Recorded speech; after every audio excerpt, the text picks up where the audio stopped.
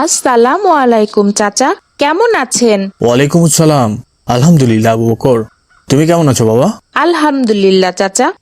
আব্দুর রহমান কেমন আছো? আলহামদুলিল্লাহ। এটা আমাদের কুরবানির গরু। দেখেছো কত বড়? সবার থেকে বড় আমাদের গরু। হ্যাঁ, মাশাআল্লাহ, অনেক বড় গরু কিনেছো। ঈদের দিন তোমাদের দাওয়াত থাকলো, বাবা মা বোনকে নিয়ে আমার বাসায় বেড়াতে এসো বাবা। ইনশাল্লাহ চাচা, আপনাদেরও দাওয়াত আমাদের বাড়িতে, আপনারাও আসবেন কিন্তু। ইনশাআল্লাহ। আব্দুর রহমান, এসো কিন্তু ভাই। ঠিক আছে আবু বক্কর। আসসালামু আলাইকুম বাবা। ওয়ালাইকুম আসসালাম। বাবা, তুমি নাকি আজ কুরবানির জন্য গরু কিনতে যাচ্ছ হাটে? হ্যাঁ বাবা, কুরবানির ঈদের তো আর মাত্র কয়েকদিন বাকি। তুমি কি আমাকে সাথে নিয়ে যাবে? আমার হাটে যেতে অনেক ইচ্ছা হচ্ছে। আব্দুর রহমান ওর বাবার সাথে গিয়েছিল, ওদের কি সুন্দর একটা গরু কিনেছে বাবা। ঠিক আছে আবু বকর, জোহরের নামাজ আদায় করেই কিন্তু বের হব, তুমি কিন্তু আগেই রেডি থেকো। আচ্ছা বাবা, আমরা কিন্তু অনেক বড় একটা গরু কিনবো, আব্দুর রহমানদের থেকেও বড়। তাহলে ওদেরকে দেখিয়ে দিতে পারবো আমাদের গরু সবার সেরা। আবু বকর, কুরবানি কিন্তু মানুষকে দেখানোর জন্য না বাবা। এরকম নিয়ত থাকলে আমাদের কুরবানি কবুল হবে না।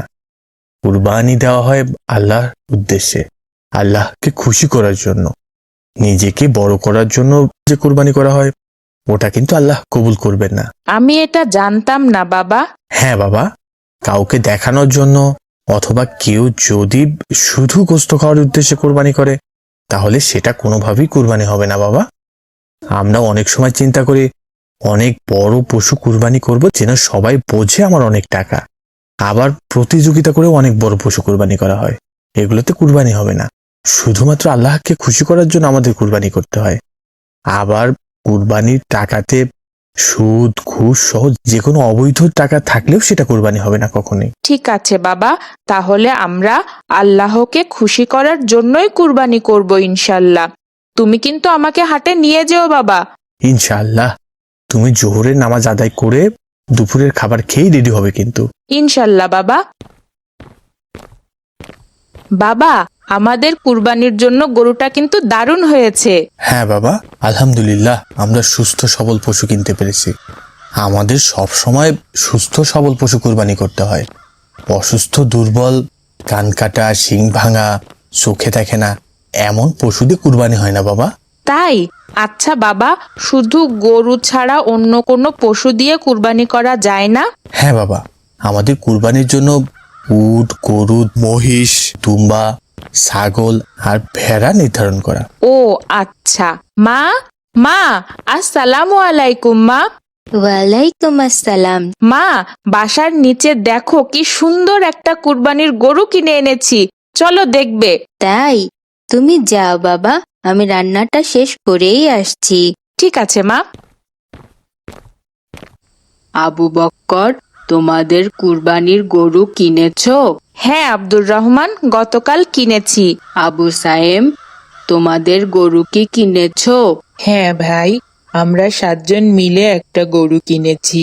কি বলো? হাহাহাহা। 7 জন মিলে মাত্র একটা গরু? হাহাহাহা।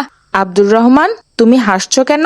ওরা 7 জন মিলে মাত্র একটা গরু কুরবানি করবে, আমরা তো একাই একটা গরু কুরবানি করছি। হাহাহাহা। এভাবে বিদ্রূপ করা ঠিক নয় আব্দুর রহমান। যার যেরকম সামর্থ্য, আমাদের কুরবানিগুলো সেভাবে দিলেই আল্লাহ কবুল করেন। যদি আমাদের সামর্থ্য কম থাকে, তাহলে উট গরু আর মহিষ সর্বোচ্চ 7 জন মিলেও একটা কুরবানি করা যায়। তবে ছাগল দুম্বা আর ভেড়া একজন ব্যক্তির একটা কুরবানি না দিলে হয় না। সেটা তো জানি আবু বক্কর, কিন্তু 7 জন মিলে মাত্র একটা গরু? আব্দুর রহমান, কুরবানির লোক দেখানো কোনো ব্যাপার না, এটা করতে হয় আল্লাহর সন্তুষ্টির জন্য। বরং লোক দেখিয়ে কুরবানি করলে সেটা আল্লাহ কবুল করেন না। আল্লাহর উদ্দেশ্যে সঠিক নিয়মে কুরবানি করলে সেটা ছোট বা বড়, এটা কোনো বিষয় হয় না, আল্লাহ কবুল করেন। হ্যাঁ, তা ঠিক। আমি দুঃখিত। হ্যাঁ আব্দুর রহমান, তুমি কিন্তু আবু সায়েমকে তাদের সামর্থ্য নিয়ে ছোট করে অপমান করেছো, এটাও ঠিক নয়। ধরো যদি আজকে সায়েমের ওখানে তুমি হতে আর তোমরা 7 জন মিলে একটা কুরবানি করতে, আর সায়েম তোমাকে দেখে এভাবে অপমান করত, তাহলে তোমার কেমন লাগতো বলো তো? আমি তো এভাবে ভেবে দেখিনি ভাই। আব্দুর রহমান, তোমার সায়েমের কাছে ক্ষমা চাওয়া উচিত। আবু সায়েম, আমাকে ক্ষমা করো ভাই। তোমাকে এভাবে কষ্ট দেওয়া আমার মোটেও উচিত হয়নি। ঠিক আছে ভাই, আমি তোমাকে ক্ষমা করে দিয়েছি। আর তোমাদের দুজনেরই ঈদের দিন আমার বাসায় দাওয়াত আসবে কিন্তু ভাই। ইনশাল্লাহ। চলো এবার আমরা বাসায় যাই। ঠিক আছে। আসসালামু আলাইকুম বাবা, ঈদ মুবারক। ওয়ালাইকুম সালাম, ঈদ মোবারক। বাবা, মা ডাকছে, চলো খেয়ে তারপরে ঈদগাহে নামাজ আদায় করতে যাই। আমি তো এখন খাবো না বাবা, একেবারে ঈদগাহ থেকে এসে খাবো। কেন বাবা? এটা সুন্নাহ বাবা।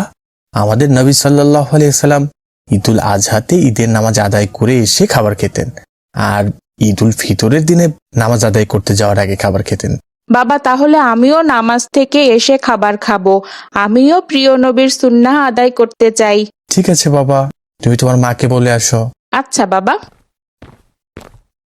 মা, তুমি বাবাকে একটু বুঝিয়ে বলো না যেন এই গরুটি জবেহ না করে। আমার অনেক কষ্ট হচ্ছে মা। আবু বকর, চলো এবার কুরবানির জন্য গরুকে ময়দানে নিয়ে যাই। বাবা, আমার অনেক কষ্ট হচ্ছে। তুমি গরুটাকে কেন জবেহ করবে? এটা ভাবতেই আমার খারাপ লাগছে। ওর জন্য আমার মায়া জন্মে গেছে বাবা। কিন্তু বাবা, এটা তো কুরবানি, আল্লাহর জন্য কুরবানি, মহান আল্লাহকে খুশি করার জন্য বাবা। কিন্তু বাবা, আমার অনেক কষ্ট হচ্ছে, প্রচন্ড কান্না পাচ্ছে। ওর জন্য অনেক মায়া লাগছে বাবা। তুমি কি ইব্রাহিম আলাইহিসসালামের নাম শুনেছ? হ্যাঁ বাবা, উনিও একজন নবী ছিলেন। হ্যাঁ বাবা, ইব্রাহিম আলাইহিসসালামের কোনো সন্তান ছিল না। আল্লাহর কাছে অনেক দোয়া করে ৮৬ বছর বয়সে একটা ফুটফুটে পুত্র সন্তানের বাবা হলেন। সেই সন্তানের নাম কি ছিল বাবা? নাম ছিল ইসমাইল। এত কষ্টের পর সন্তান পেয়ে ইব্রাহিম আলাইহিসসালাম অনেক বেশি খুশি হয়েছিলেন। তিনি তার পুত্রকে অনেক ভালোবাসতেন। ইসমাইল ছিল তার বাবার কলিজার টুকরা সন্তান। কিছুদিন পর ইসমাইল যখন কিছুটা বড় হলো, তখন আল্লাহ ইব্রাহিম আলাইহিসসালামকে স্বপ্নে দেখালেন, তুমি তোমার সব থেকে প্রিয় কিছুকে আল্লাহর জন্য কুরবানি করো। তারপর? ইব্রাহিম আলাইহিসসালাম অনেক ভেবে দেখলেন তার সব থেকে প্রিয় তো তার সন্তান ইসমাইল। তার মানে আল্লাহ ইসমাইলকে কুরবানির নির্দেশ দিয়েছেন। ইসমাইল ছিলেন তার বাবার মতোই আল্লাহ ভীরু পরহেজগার। বাবার কথা শুনে ছোট্ট ইসমাইল কোনো চিন্তা না করেই বললেন, আল্লাহ যা নির্দেশ করেছেন তা পালন করেন, নিশ্চয়ই আপনি আমাকে সবুরকারীদের মধ্যেই পাবেন। ইসমাইল এত সহজে রাজি হয়ে গেলেন বাবা? একবারও ভাবলেন না? হ্যাঁ বাবা, এটাই আল্লাহ ভীরুতা। এরপর তাকে কুরবানির জন্য নিয়ে গেলেন তার বাবা ইব্রাহিম আলাইহিসসালাম। যখন তার গলায় ছুরি চালালেন, তখন আল্লাহ খুশি হয়ে গেলেন। তিনি ফেরেশতাকে দিয়ে একটি দুম্বা পাঠিয়ে দিলেন কুরবানির জন্য। ইসমাইলের পরিবর্তে দুম্বা কুরবানি হয়ে গেল। বাবা আবু বকর, আমরা তো শুধু একটি গরু আল্লাহর সন্তুষ্টির জন্য কুরবানি করছি, তাতেই কষ্ট পাচ্ছ? আর ইব্রাহিম আলাইহিসসালাম নিজের প্রিয় পুত্রকে আল্লাহর সন্তুষ্টির জন্য কুরবানি করতে রাজি হয়েছিলেন বাবা। আমি বুঝেছি বাবা, কুরবানি মানে ত্যাগ, আল্লাহর জন্য ত্যাগ। চলো আমরা ত্যাগ করি, গরুটিকে আল্লাহর সন্তুষ্টির জন্য কুরবানি করি। এই তো আমাদের ভালো আবু বকর। ঠিক আছে।